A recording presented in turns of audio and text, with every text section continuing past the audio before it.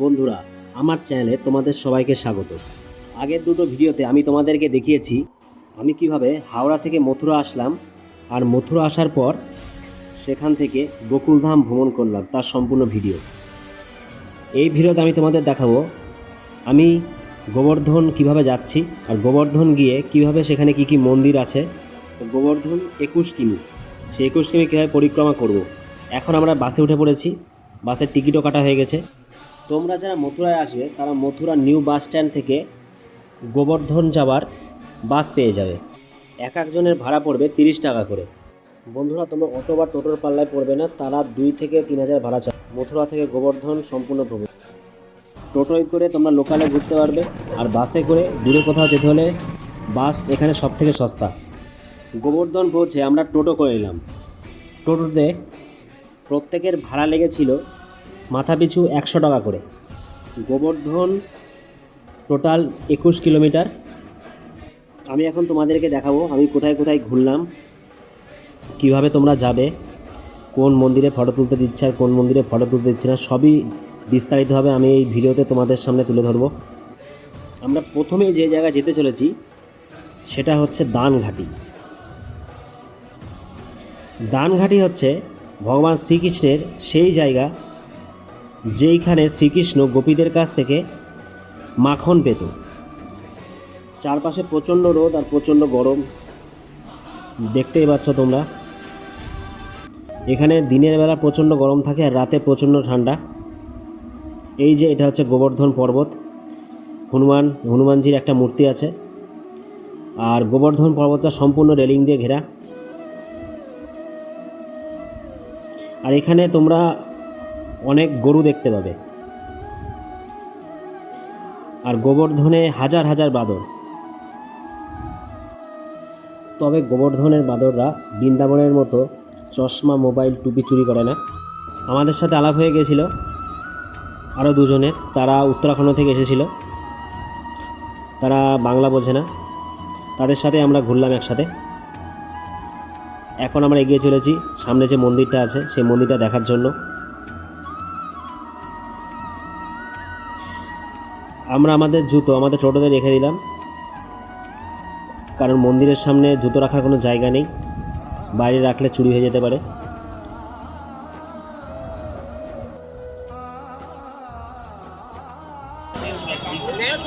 इस मंदिर का नाम क्या है?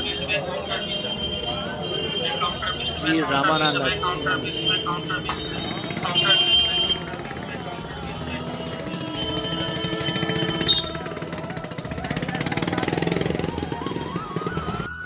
ফার্স্ট টাইম আমি গোবর্ধনের, তাই এক অসাধারণ সুন্দর অনুভূতি।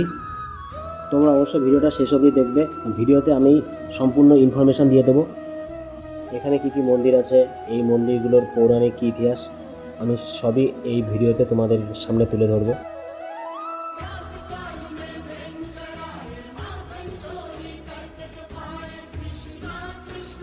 এই হচ্ছে সেই দানঘাটি মন্দির।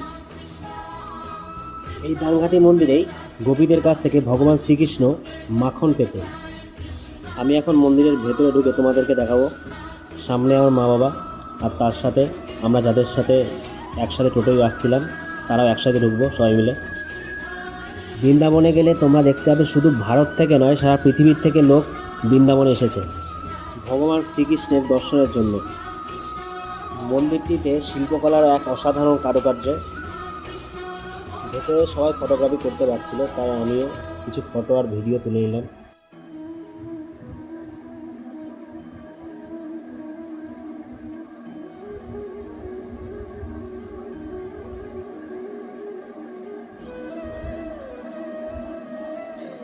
ভেতরে আছে একটা শিবলিঙ্গ, শিবলিঙ্গের এখানে এসে সবাই পুজো দিচ্ছে, বাইরে থেকে ফুল আর প্রসাদ কিনে। মন্দিরের মধ্যে অনেক বাঁদর, আপনারা সেটা দেখতেই পাচ্ছেন। গোবর্ধনে আসলে আপনারা প্রথমে যে মন্দিরটা দর্শন করবেন সেটা হচ্ছে দানঘাটি মন্দির। দানঘাটি মন্দির থেকে গোবর্ধন পরিক্রমা শুরু হয়। এইখানে সব প্রদীপের শিখা নিচ্ছে, দেখতেই পাচ্ছেন আপনারা।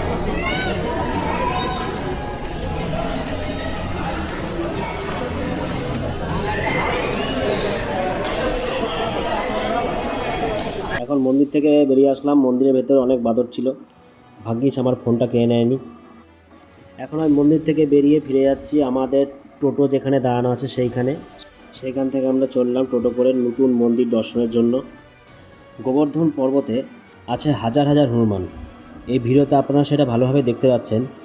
বলা হয় যে এই গোবর্ধন পর্বত নাকি দিন দিন সংকুচিত হয়ে চলেছে।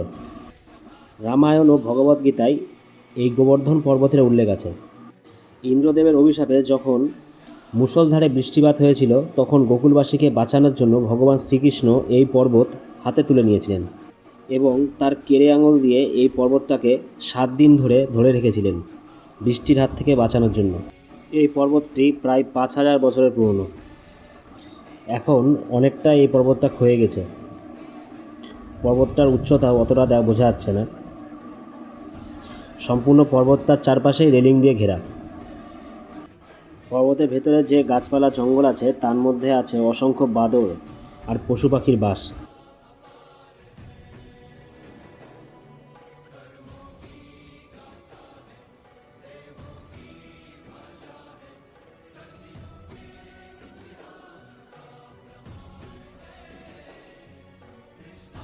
অনেক সাধক আর মুনিষীরা এই পর্বতটি গণ্ডি কেটে কেটে বছরের পর বছর পরিক্রমা করে চলেছে। ভিডিওটিতে আপনারা দেখতে পাচ্ছেন যে অনেক সাধক আর মুনিষীরা এই পর্বতটির চারপাশে বসে আছে। তারা বছরের পর বছর ধরে এই পর্বতটি পরিক্রমা করার চেষ্টা করছে। ভিডিওতে আপনারা যে কুণ্ডটা দেখতে পাচ্ছেন এটা হচ্ছে শঙ্কর্ষণ কুণ্ড। এই কুণ্ডটি নির্মাণ করেছিলেন ভগবান শ্রীকৃষ্ণের দাদা বলরামজি এই কুণ্ডটি তার হাল দিয়ে নির্মাণ করেছিলেন। গোবর্ধন পর্বতে 7 দিন 7 রাত ধরে যে বৃষ্টি হয়েছিল, সেই বৃষ্টির জল এই কুণ্ডটিতে এসে জমা হয়ে এই কুণ্ডটির সৃষ্টি হয়েছে। কুণ্ডটির ভেতরে একটি মন্দির আছে এবং বলরামজির মূর্তিও তৈরি করা আছে। আমাদের যে টোটো চালক ছিলেন তিনি গোবর্ধন পরিক্রমার সময় আমাদেরকে খুব সুন্দরভাবে গাইড করছিলেন। আমি তার থেকে যা জানতে পারি এই ভিডিওতে আমি সেইগুলোই আপনাদের সামনে তুলে ধরেছি। আপনারা দেখতেই পাচ্ছেন যে কুণ্ডটা কতটা বড়।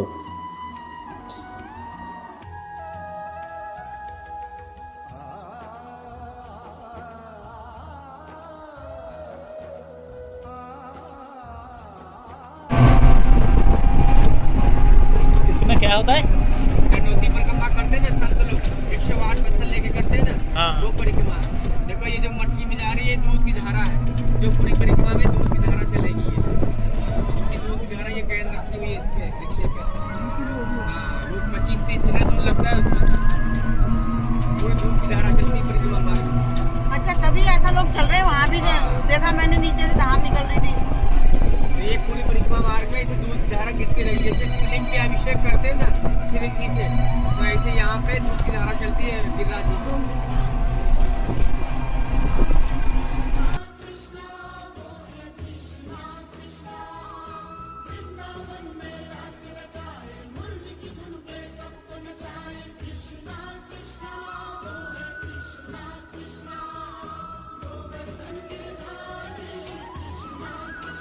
এই যে মন্দিরটা আপনারা দেখতে পাচ্ছেন, এই মন্দিরটার নাম হচ্ছে শ্রী পুচরি কি লোটা।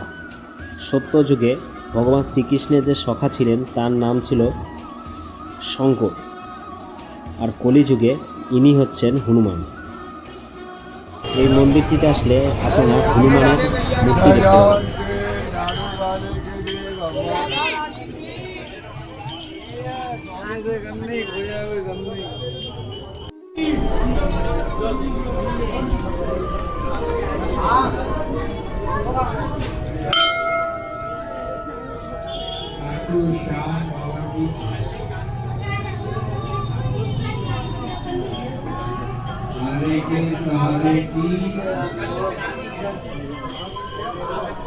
श्याम बाबा की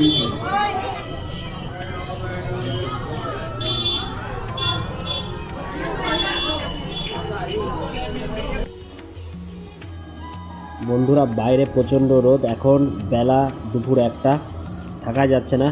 এখন এখান থেকে আমি বেরিয়ে চলে যাব নেক্সট মন্দির দর্শনের জন্য।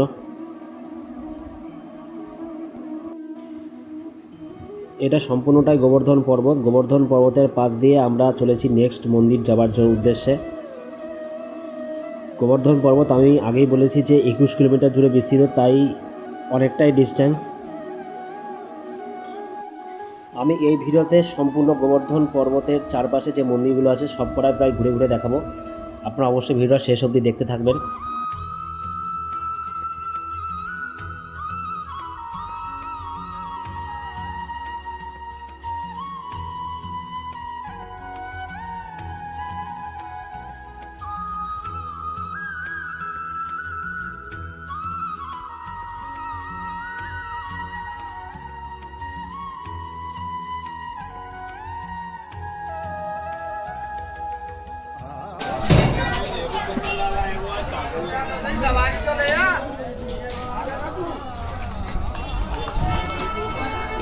আমরা এখন যাচ্ছি যে মন্দিরের কাছে। এই মন্দিরটা হয়েছে কৃষ্ণ এখান থেকেই গোবর্ধন পর্বতকে তুলেছিলেন।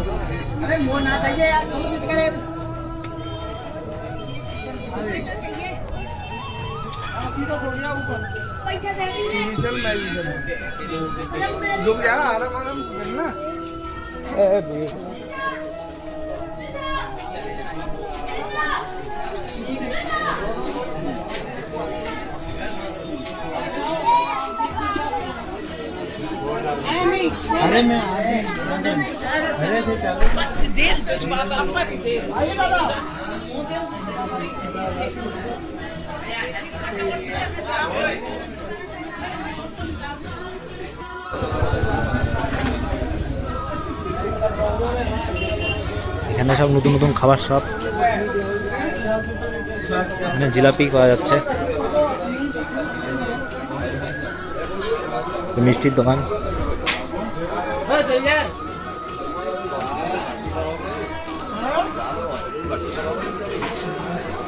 এই হচ্ছে মন্দির, মেন মন্দিরটা গোবর্ধন পর্বত, এখানেই কৃষ্ণ তুলেছিলেন। দেখা যাচ্ছে প্রচণ্ড লাইন, ভেতরে তো ক্যামেরা অ্যালাউ নেই।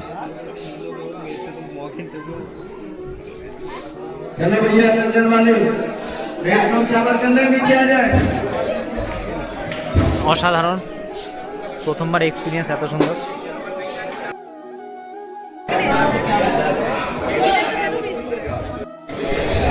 এইখানে দেখতেই পাচ্ছেন যে প্রচণ্ড ভিড় এই জায়গাটায়।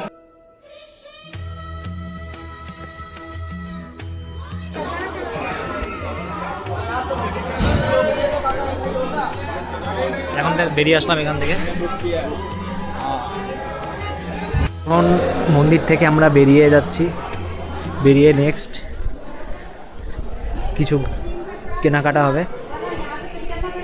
হনুমান এখানে দেখতে পাচ্ছেন, আমার থেকে ফোনটা কিনে নেয়। यहीं से वापस आ जाए। এখানে সব মার্কেট আছে, ধুতি পাঞ্জাবি এসবের, শাড়ি চাদর।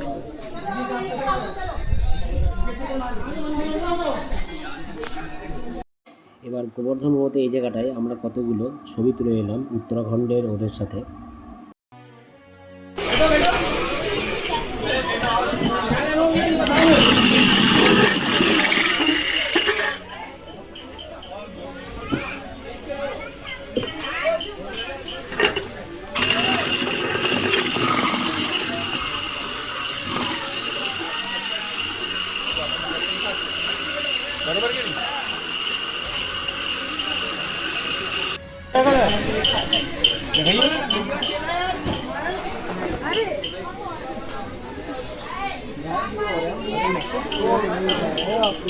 अरे 50 টাকায় নিয়ে নিলাম এক অসাধারণ লস্যি। বৃন্দাবন আসলে আপনারা কেউ লস্যি খেতে ভুলবেন না।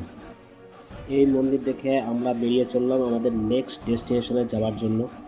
দেখা যাক আমাদের টোটোওয়ালা কোথায় নিয়ে যায় আমাদেরকে।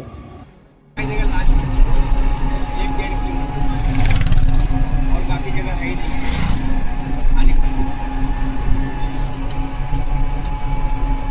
नीचे धस गया होगा।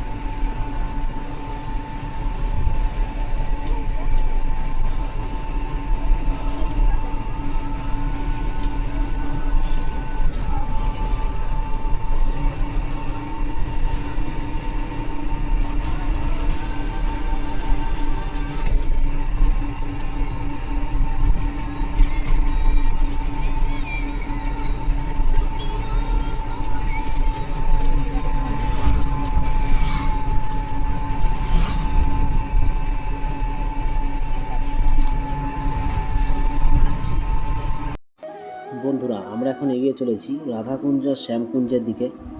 গোবর্ধন পাহাড়ের কাছে অবস্থিত এই রাধাকুণ্ড ও শ্যামকুণ্ড দুটি সংলগ্ন পুকুর। এই স্থান দুটি রাধা ও কৃষ্ণের মধ্যে গভীর ঐশ্বরিক প্রেমের প্রতিনিধিত্ব করে। পৌরাণিক মতে এই রাধাকুণ্ড ও শ্যামকুঞ্জ আড়িতা গ্রামে অবস্থিত। ভগবান শ্রীকৃষ্ণ যখন এই স্থানে তার গরুদের নিয়ে চড়াতে এসেছিলেন, সেই সময় এক দানব রাক্ষস ষাঁড়ের বেশে তার গরুদের মধ্যে প্রবেশ করে যায় এবং ভগবান শ্রীকৃষ্ণ সেই রাক্ষসকে শনাক্ত করে। সেই রাক্ষসটির নাম ছিল অরিষ্টাসুর। ভগবান শ্রীকৃষ্ণ তারপরে অরিষ্টাসুরকে এই স্থানে বধ করে। বধ করার পরে রাধারানী তার উপরে ক্ষুব্ধ হয় এবং বলেন যে তিনি একটি পাপ করে ফেলেছেন, তাই তাকে যত পবিত্র নদী আছে সেই নদীর জলে তাকে স্নান করে আসতে হবে। ভগবান শ্রীকৃষ্ণ তখন তার গোড়ালি দিয়ে মজা করে মাটিতে আঘাত করে। তখন যত পবিত্র নদী আছে এক স্থানে হয়ে গিয়ে একটি কুণ্ডের সৃষ্টি করে। সেই কুণ্ডটির নাম হচ্ছে শ্যামকুণ্ড। তারপরে রাধারানী কৃষ্ণকে শ্রেষ্ঠত্ব দেওয়ার জন্য ওই স্থানে রাধারানী তার সখীরা মিলে আরেকটি কুণ্ড খনন করেছিলেন তাদের চুড়ি দিয়ে। সেই কুণ্ডটি হচ্ছে রাধাকুণ্ড নামে পরিচিত। প্রাথমিকভাবে এই কুণ্ডটি শুকিয়ে গেলেও পরে মানসী গঙ্গার জল দিয়ে এই কুণ্ডটি পূর্ণ করা হয়। এই কুণ্ডগুলিকে গোবর্ধন পাহাড়ের চোখ বলা হয় এবং ব্রজের সমস্ত পবিত্র স্থানের মুকুট রত্ন হিসেবে বিবেচিত হয়। এই কুণ্ডগুলির আবির্ভাব বহুলাষ্টমীতে উদযাপিত হয়। পুরাণ মতে এই কুণ্ড দুটি 1550 সাল পর্যন্ত হারিয়ে গিয়েছিল। যখন ভগবান চৈতন্য মহাপ্রভু বৃন্দাবন ভ্রমণ করছিলেন, তখন তিনি এই কুণ্ডটি আবিষ্কার করেন। ভগবান শ্রীকৃষ্ণ ও রাধারানীর যারা ভক্ত আছেন তারা মনে করেন যে এই কুণ্ডগুলিতে স্নান করলে আত্মার শুদ্ধিকরণ ঘটে এবং ভক্তি লাভ হয়। বন্ধুরা, আপনারা কমেন্টে অবশ্যই লিখতে ভুলবেন না রাধে রাধে। আমি এখানে কুণ্ডের ভেতরে প্রবেশ করতে চলেছি। দেখতেই পাচ্ছেন এটি হচ্ছে রাধাকুণ্ড। রাধাকুণ্ডের বিপরীত দিকে যেটা আছে সেটা হচ্ছে শ্যামকুণ্ড। এই কুণ্ডে প্রবেশ করার পরে সবাই এখানে পুজো দিচ্ছে, আমরাও তাই এখানে পুজো দিয়ে নেব। ফুল প্রদীপ এখানেই পাওয়া যাচ্ছে। এখানে 10-20 টাকায় পাওয়া যায়। সেইখান থেকে কিনে আমরা এই জলের মধ্যে পুজো দেবো রাধারানীর উদ্দেশ্যে।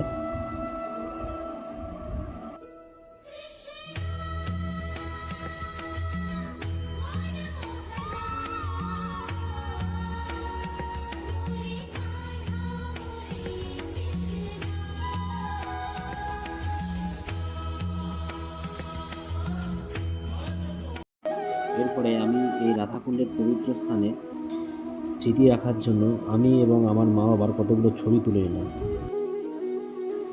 এরপরে আমরা চলেছি রাধাকুণ্ডের অপর পারে, যেখানে শ্যামকুণ্ড অবস্থিত।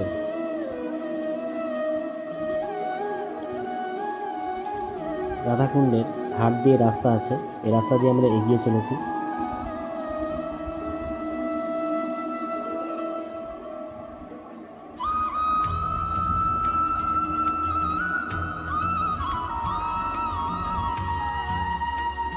এটি হচ্ছে শ্যামকুণ্ডের কাছে পাথরের তৈরি একটি মন্দির।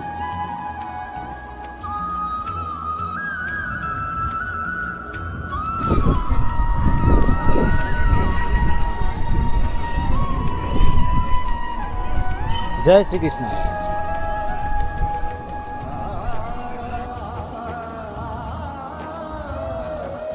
এই রাধাকুঞ্জের আছে এক অপূর্ব মহিমা।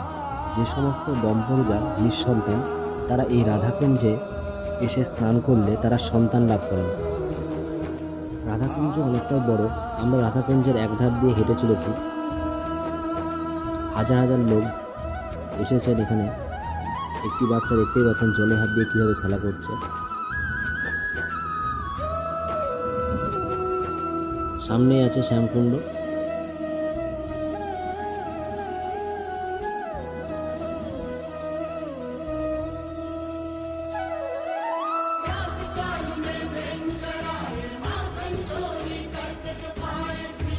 এই হচ্ছে শ্যামকুণ্ড। রাধাকুণ্ডের অপোজিটেই শ্যামকুণ্ড অবস্থিত। শ্যামকুণ্ডে অনেক লোকের ভিড়, তবে রাধাকুণ্ডে কেউ নাই। শ্যামকুণ্ডে কম ভিড় আছে এবং একটি মন্দির আছে।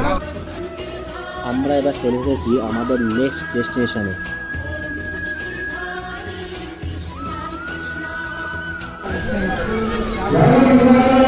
এটা হচ্ছে মানসী গঙ্গা মন্দির। আপনারা দেখতেই পাচ্ছেন কত লোকের ভিড় এই জায়গাটা।